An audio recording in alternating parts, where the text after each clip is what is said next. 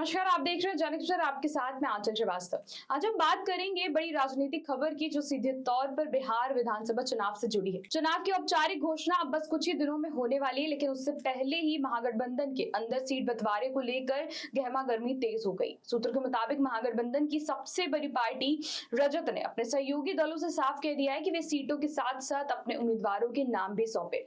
मकसद ये है कि दशहरा तक सीटों और उम्मीदवारों की तस्वीरें साफ कर दी जाए ताकि चुनावी रणनीतियों को धार दी जा सके।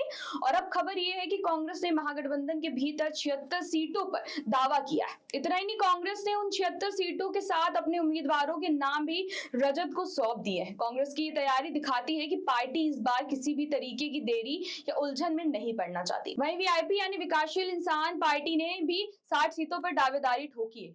हालांकि दिलचस्प बात यह है कि वीआईपी ने भी सभी सीटों पर उम्मीदवारों के नाम पेश नहीं किए। जानकारी के मुताबिक करीब आधी सीटों पर वीआईपी ने संभावित प्रत्याशियों की लिस्ट रजत को दे दी है। उधर वाम दलों की भी सक्रियता बढ़ गई है। भाकपा माले, माकपा और भाकपा इन तीनों पार्टियों ने 40 सीटों पर दावा करते हुए अपने उम्मीदवारों की लिस्ट रजत के पास जमा कर दी है। यानी तस्वीर साफ है कि महागठबंधन का हर घटक दल इस बार पूरी तैयारी और पूरी ताकत से चुनावी मैदान में उतरना चाहता है। अब बात करें रजत की, तो सबसे बड़े दल के नेता रजत खुद भी कम से कम 130 सीटों पर चुनाव लड़ने की तैयारी में। इसके अलावा दो नए सहयोगियों की भी एंट्री तय मानी जा रही है, रालो जपा और झामुमो। खबर है कि इन्हें 6 से 8 सीटें दी जा सकती है और दोनों दलों से भी रजत ने सीटों और उम्मीदवारों की जानकारी मांगी है। तो सवाल उठता है कि आखिर महागठबंधन इस बार सीटों के साथ उम्मीदवारों के नाम भी पहले से क्यों तय कर रहा है। रजत नेताओं के अनुसार इसके पीछे सीधी रणनीति है, जीत सुनिश्चित करना। बिहार विधानसभा की कुल 243 सीटों पर अलग अलग दलों की दावेदारी है। कई जगहों पर एक सीट पर कई दल टिकट चाहते हैं। ऐसे में ये तय किया गया है कि अंतिम फैसला महागठबंधन के शीर्ष नेता मिल बैठकर करेंगे।